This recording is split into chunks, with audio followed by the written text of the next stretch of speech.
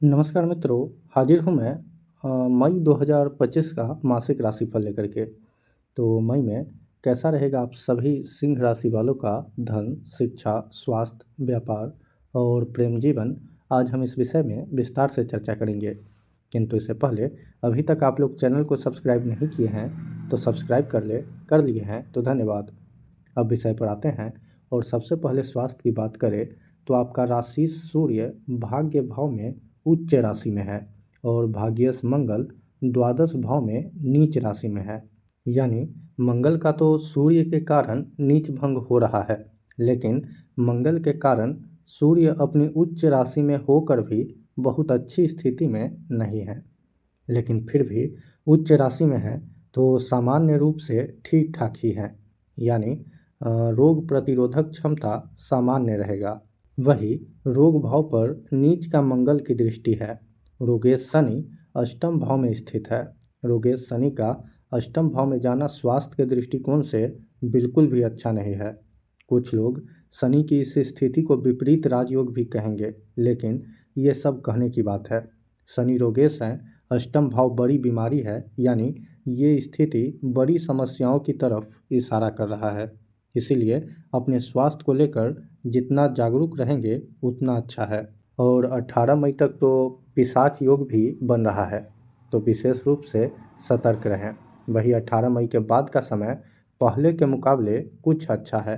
अब शिक्षा की बात करें तो पंचमेश गुरु दसम भाव में 14 मई तक है और शनि के दृष्टि से दृष्ट है। वही बुध 7 मई तक आपके अष्टम भाव में नीच राशि में है और साथ ही बुध पर शनि राहु की युति का प्रभाव भी पड़ रहा है। यानी महीने का शुरुआत छात्रों के लिए बहुत अच्छा नहीं दिखाई पड़ रहा है।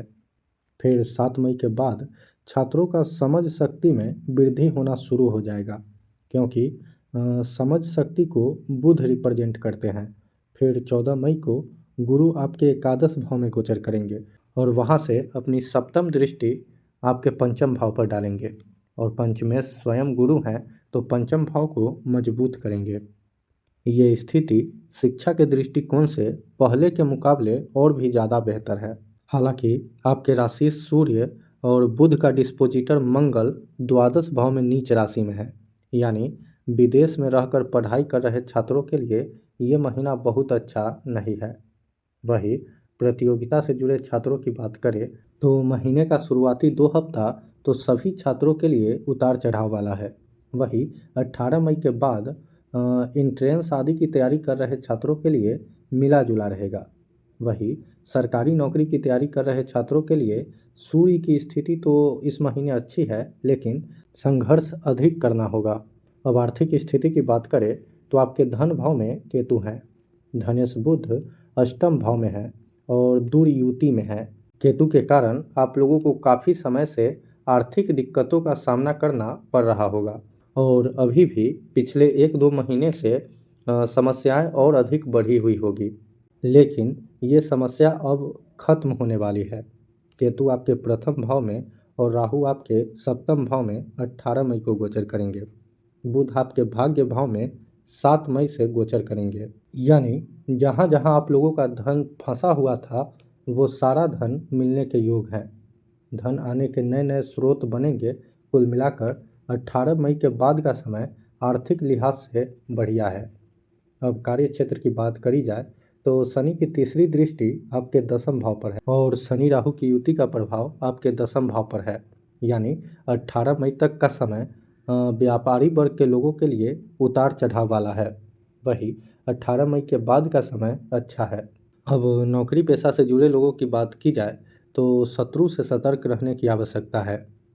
काम का प्रेशर बढ़ेगा, नौकरी को लेकर मन में चिंता रहेगी। अब प्रेम जीवन की बात करें तो प्रेम में धोखा या प्रेम के कारण मानसिक तनाव संभव है। वही वैवाहिक जीवन में भी परेशानी दिखाई पड़ रही है। राहु का गोचर आपके सप्तम भाव में हो रहा है। राहु का सप्तम भाव में गोचर वैवाहिक जीवन में उतार चढ़ाव को लाएगा और सप्तमेश शनि भी आपके अष्टम भाव में है, तो ये कह सकते हैं कि वैवाहिक जीवन में अनैतिकता आ सकती है। अब उपाय की बात की जाए तो प्रतिदिन भगवान सूर्य नारायण को जल से अर्घ दें और जो लोग विवाहित हैं वे लोग भगवान राम की पूजा आराधना अवश्य करें। तो आज के कार्यक्रम में बस इतना ही। मुझे दीजिए इजाज़त। नमस्कार।